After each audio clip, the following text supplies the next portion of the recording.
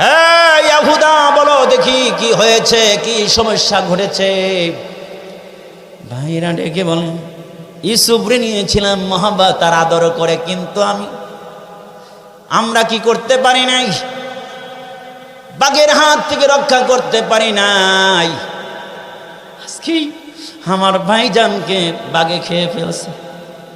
এই যে জামাটা এবার এইভাবে মেলে ধরলেন, জামাটা এইভাবে মেলে ধরে ইউসুফ পয়গম্বরের বাবা ইয়াকুব পয়গম্বর বলে, ও আমার কলিজার টুকরা সন্তান, শুনে রাখো, শুনে রাখো, বাঘটা এত প্রশিক্ষণ প্রাপ্ত, আমার কলিজার টুকরা সন্তান রে কামড়াইয়া কামড়াইয়া খেয়ে ফেললো, জামার মধ্যে একটু টাচ পর্যন্ত লাগতে দেয় না, এত প্রশিক্ষণ প্রাপ্ত বাঘে খাইলো।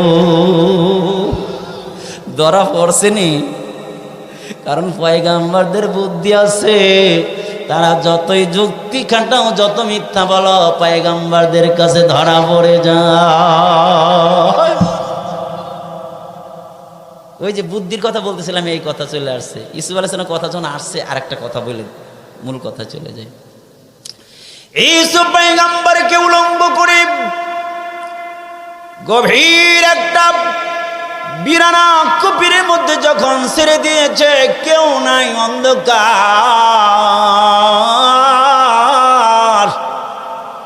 ভিতরে ময়লা আবর্জনা, বড় বড় সাপ বিচ্ছু আর বিষাক্ত জিনিস ছাড়া কিছু নাই।